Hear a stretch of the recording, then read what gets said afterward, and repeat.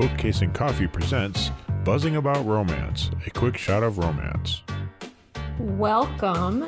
Hey, everybody, it's Leah, and with me this time is Leanne, who has turned the page on Instagram. Welcome back to the podcast, Leanne. Thanks. It's good to be here. On this quick shot of romance, we are reviewing My True Love by Melissa Foster. It is book 2 of her Steals at Silver Island series. Do you want to read the synopsis from Goodreads for us? Sure. Can a man who resents the hand he's been dealt and a woman who spends her days grateful for every little thing find true love in each other's arms, or are their differences stronger than both of them? Find out in this funny, sexy, heartfelt romance and fall in love with Grant and Jules on the sandy shores of Silver Island, home to coffee shops, boat races, and midnight rendezvous. Even war heroes need a little help sometimes. After spending years fighting for his country and too damn long learning to navigate life with a prosthetic leg, Grant Silver returns to Silver Island to figure out a future he couldn't fathom without fatigues and a gun in his hand. He'd almost forgotten how a man could suffocate from the warmth and caring community in which he'd grown up, and if that weren't bad enough, his buddy's beautiful and far too chipper younger sister won't stop fitting into his life, trying to sprinkle happy dust everywhere she goes. As a cancer survivor, Jules Steele knows better than to count on seeing tomorrow. She doesn't take a single moment for granted, and she isn't about to let a man who used to be charming and full of life waste the future he's been blessed with. She's determined to get through to him, even if it takes a few steamy kisses. Okay, so this was released March 31st, 2021. So just actually like a couple weeks ago.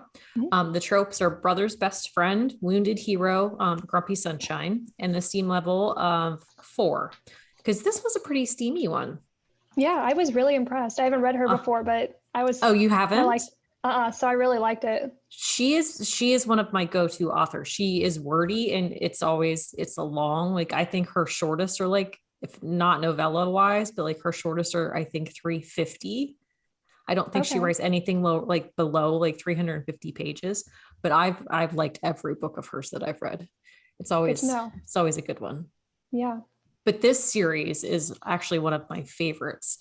But I really enjoy like the couple dynamics for both the books so far. Oh, excuse me.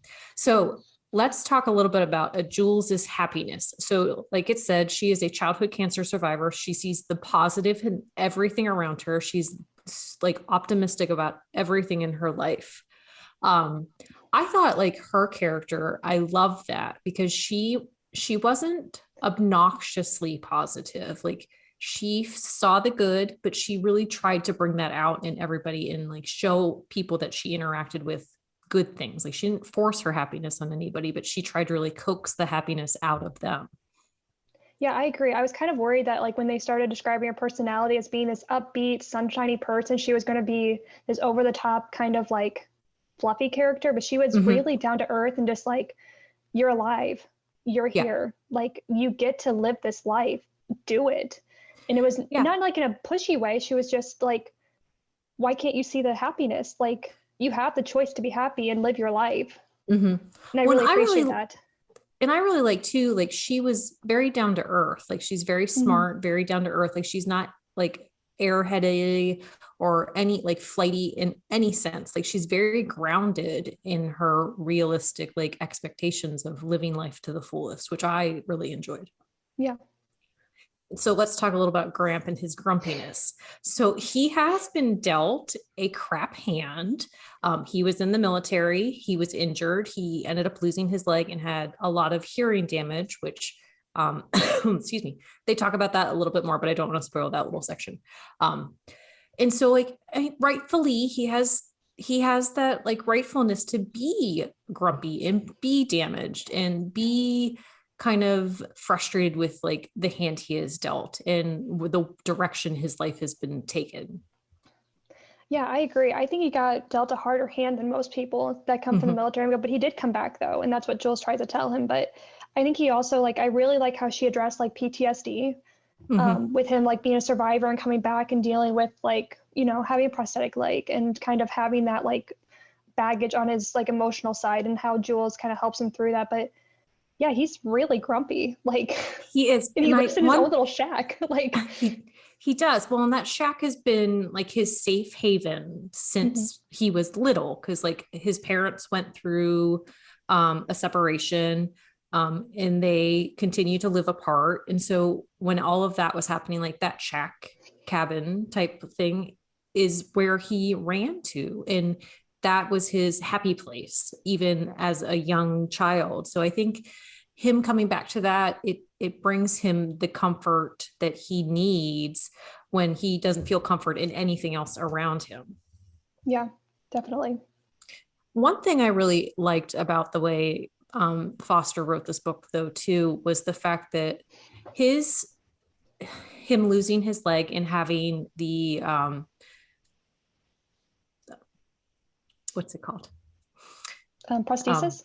Prosthesis. That would be the Is word that I'm it? looking for. Yes. The amputation was the word, but prosthesis works too. But it wasn't such a like singular focus of the book. Like it was part of him. It was part of his reality. It was part of his character, but it wasn't so much like he is the prosthesis. He is the amputee. Like it's just a facet of who he is, but the grumpiness, the fact that he can't go back out into the workforce that he was doing with the company he was working for. But the prosthetic is not the issue with that. There are other like factors of why he can't go out into the field. And I really love the fact that like she allowed that prosthetic to be just normal. Like she normalized it in such a profound and organic way that it wasn't, it just normalized it in a really good way. And I love the way she wrote that in. And I will say, like, I like how she didn't just like brush it off, like his guy's lost his leg, but she also like brought in things like how he lives his life, how he needs a shower chair, like brought in level of intimacy with it. Like, and there are changes, but they didn't sit there and make him feel bad about it. They were just way of life. And you said, like, I really appreciate how like organic she made it feel, how natural, just go with the flow and not just be like hounding it in every like second of this guy's life. It was really well done. Yeah. And that, I mean, that whole factor, like Grant really feels inadequate in his personal life, in his business life, in life in general. Like he just feels so inadequate in the fact that he is not complete anymore. And he is using that as like his driving force to like turn into himself. He doesn't really talk to his family too much anymore. He just kind of hangs out in his little hut and doesn't do much of anything. Yeah. So let's talk a little bit about his paintings. So when Grant was younger, he was actually an avid painter. He sold lots of paintings to tons of people like that would come and visit the island.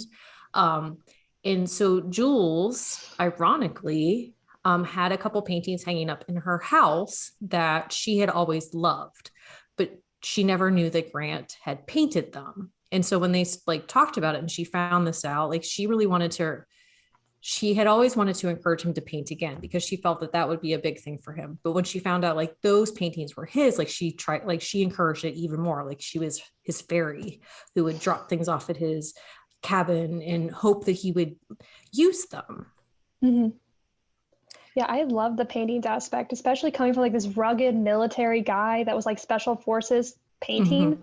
Like I love that it was his outlet and was typically like a non-masculine like hobby.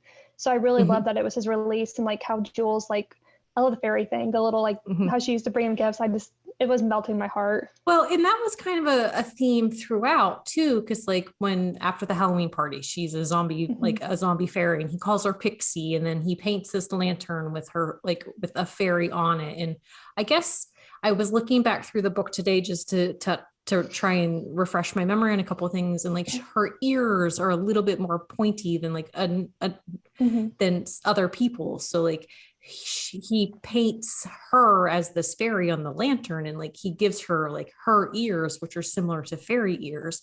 But I just loved how the art and the painting was so therapeutic for him, because I am a huge proponent of art therapy. I think it is an amazing thing. And I was an art major in college, and I feel like it is one of the most natural ways to get your emotions and feelings out onto whatever like you're creating. And I think that the fact that it was such a significant piece to this was just, it was so well done, because he painted these harsh realities of how he's feeling, and he just wanted to throw them away. And I love how like she saved them. I don't know if that's spoiling too much, but like she went into the dumpster and like pulled them out for him. Like she's like, you need to keep these, like you said, like they're therapeutic. Like you drew what you're feeling, and that's just not something you want to throw away, right? You know, maybe decide later down the road, but don't just throw them away because you're angry.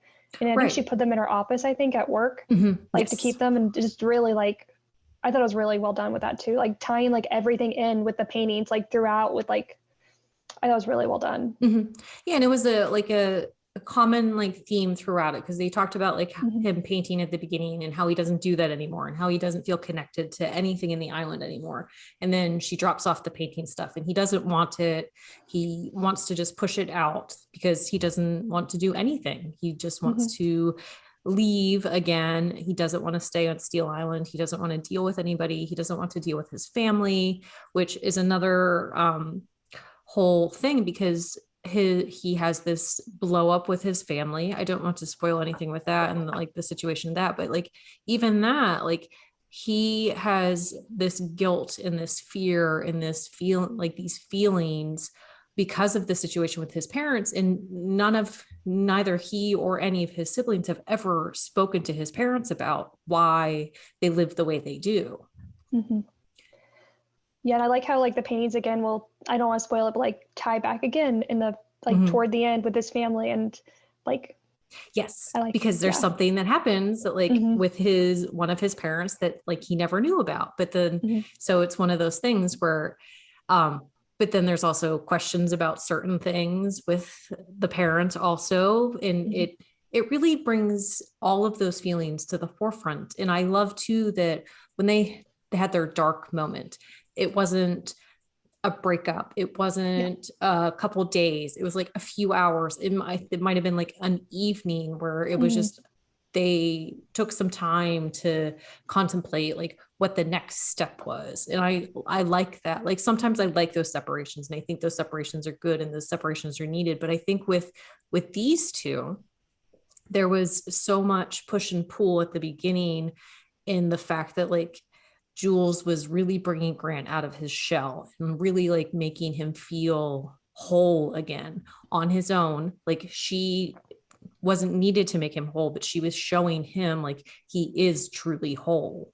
Yeah, I'm not a big fan of like really big, like long separations where they have to like go self-discover, but like I think they need that little bit of time to be sure that this is what they wanted, like both of them for their relationship, like that small little break you're talking about. I think it was a really good like addition, but if they would have done longer, I would have been too upset. Right. And I think part of it too, though, was the fact that she was like, you need to do what you need to do. Like I am not a factor in this decision. And I love that. Like she was seeing the positive. Like if that is what he needs to do, then that is what he needs to do. Like, yes, like it will hurt me. Yes, it will be disappointing. But if that is the direction he needs to go to make himself happy, then he needs to take that step. Yeah. And she was all in 100%, whatever like he needed to do. She said, I'm your girl. Like I'm still here, but like you got to do what you need to do for yourself. Yes, and I, like you said, I really appreciated that from her character. Yeah. And it really like held true to like her character arc through the entire book. Like that was true to the way she started. Like she didn't have to grow at all. Like she was such a strong, confident, emotionally like stable person at the beginning. And like she was exactly the same at the end. Like, yes, like she got her happily ever after. And yes, like there's this new element to her life, but like she was already very, very content. And I love that because like there was nothing sad about her, nothing disconcerting about her. Yeah, I don't think she could be sad if she wanted to be, except for, the slight separation, but like. Yeah, I mean, she had moments of sadness, but like, she's like, that's okay. Like sadness happens. Like, you move on. I admire her. Like, I wish I could have that same sunshiny, positive attitude, like all the time. I know. I was like, how is this possible all the time? But clearly, like, there are people like that. Yeah. So do you like this, or did you like this book? Yeah, I really loved it. Like you said, like she writes like larger books, but like every word she put in there and every scene she put in there had a point. None of it was fluff. Like everything flows so well. And like, I'm like, okay, like, but just every little piece was so well done. It just everything tied together, like with a nice little bow. Like, Yeah, she it was does just so not well do a lot done. of filler. Like Yeah. she is she's wordy, but it is not filler words. Like Yes. everything has a place and a purpose. And I always like Melissa Foster. I love this book. I thought like she has a way to tell a story that keeps you really invested in the story, keeps you invested in the characters. She keeps you invested in like those outside characters, because like she's always Yeah. pulling from her different series, and there's a continuation with like previous books and next books, and like you get little snippets into how things are happening, and I just love that about her. So who would typically like this book? So I kind of got like the small town vibe kind of thing with like all the family coming together, everyone knowing each other. So I feel like somebody like small town and like somebody who likes Grumpy Sunshine with like a broody, like a grumpy broody hero, alpha. a broody Yeah. wounded Like, hero. And that's the thing, like the island itself is very small, like it's very tourist heavy, but the everyday residents, like they're a very small knit community where everybody does know everybody, which like that's good and bad at the same time. But yeah, Grumpy Sunshine's a wounded hero that needs his heroine to show him he isn't as wounded as he may think. That's definitely someone. Okay, so would you recommend this book? Of course. Like I've got my TBR is like full of Melissa Foster right now. Like my backlist is huge for this because she does have a very, very big backlist. Like she writes a lot. Like she's always writing, and I think she puts out a new book every 2 months, like 1 month to 2 months. But like she is constantly writing.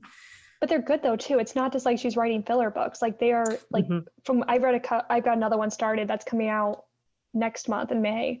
And I think it's Maybe We Will. I think it's, so I'm reading that one. Well, it's on my TBR right now, like next up.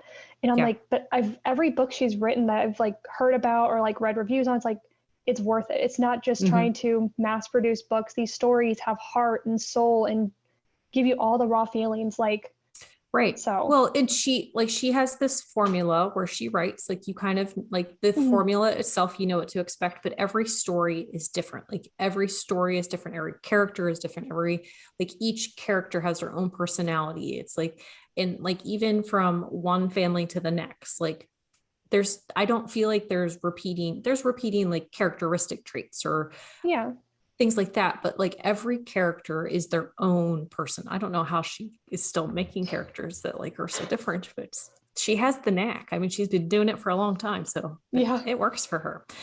And I definitely recommend this book. I have recommended this book. I would recommend anything that she writes. But you do not have to read this book or the first book in the series to read this one, because you get a little bit of Jock and Daphne, but you like it. They make a couple little appearances, so it is a standalone in a series. So that is one thing that I like too, because you could start at 2, you could start at 3, you could start. I think there's going to be 6 or 7 in this series, one for each sibling, but they hold up as a standalone. Yeah, I'm a standalone reader. I had no idea there was a first one, so I jumped right in with the second one. So it was completely fine to read as standalone. Like you said, there's secondary characters that popped in, but I had no idea which one was the first book. So I didn't feel like I was missing anything. Well, good. That's good. I'm glad. I'm so happy you liked it, because I love this book. Yes. Right. So that is our quick shot of romance for My True Love. Thanks for hanging out tonight, Leanne. Yeah, well, thanks for having me. Bye, everybody. Bye. Find us on Instagram at Buzzing About Romance or on Twitter at Buzzing Romance. If you like the podcast, please leave a review. If you'd like to support us directly, join the Bookcase and Coffee Patreon and receive exclusive content only available to Patreon members. Check out bookcaseandcoffee.com for our on-the-shelf show notes.